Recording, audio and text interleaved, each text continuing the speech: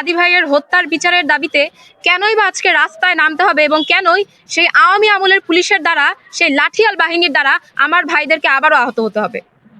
তবু আমরা আসন্ন ত্রয়োদশ জাতীয় সংসদ নির্বাচনের জন্য একটি নির্বাচিত সরকারের অপেক্ষা করব এই শহীদ ওসমান হাদী হত্যার বিচারের জন্য, এবং গতকালকে যারা অতর্কিতভাবে সেই ফ্যাসিস্টের আমলের পুনরাবৃত্তি ঘটাতে চেয়েছে সেই লাঠিয়াল বাহিনীর সকলকে চিহ্নিত করে বিচার আওতায় আনার দাবিও জানাবো।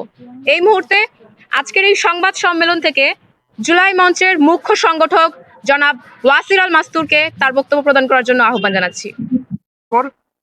গিয়েছিলাম যাতে এই বিচারের যে তদন্তের বিষয়টা জাতিসংঘের কাছে হস্তান্তর করা হয়, যেখানে কিনা আমাদের শহীদ শরীফ ওসমান বিন হাদী ভাইয়ের স্ত্রী, সন্তান তারাও একাত্মতা ছিলেন। কিন্তু দুঃখের বিষয়, এই ন্যায্য দাবিতে পুলিশ বর্বরভাবে আমাদের উপর হামলা চালিয়েছে।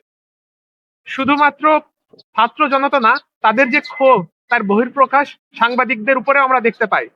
সেখানে কয়েক ডজন সাংবাদিকও আহত হয়।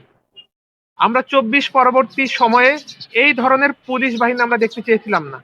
বর্তমানে আমরা দেখছি পুলিশের শুধু পোশাক পরিবর্তন হয়েছে, কিন্তু তাদের যে আচার আচরণ ব্যবহার সেই 24-এর আগে যেরকম ছিল সেইটাই বহাল তবিয়তে আছে। আমরা জুলাই মঞ্চের পক্ষ থেকে আমাদের আহ্বায়ক আরিফুল ইসলাম ভাই আহত হয়েছেন, পাশাপাশি আমাদের কয়েকজন সদস্য রাব্বি সহ অনেকে অনেক গুরুতরভাবে আহত হয়েছে। তো আমরা বর্তমান ইন্টারিমের উপরে পুরো হতাশ।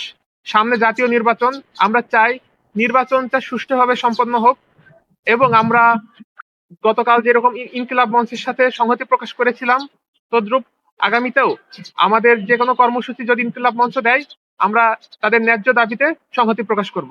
ধন্যবাদ।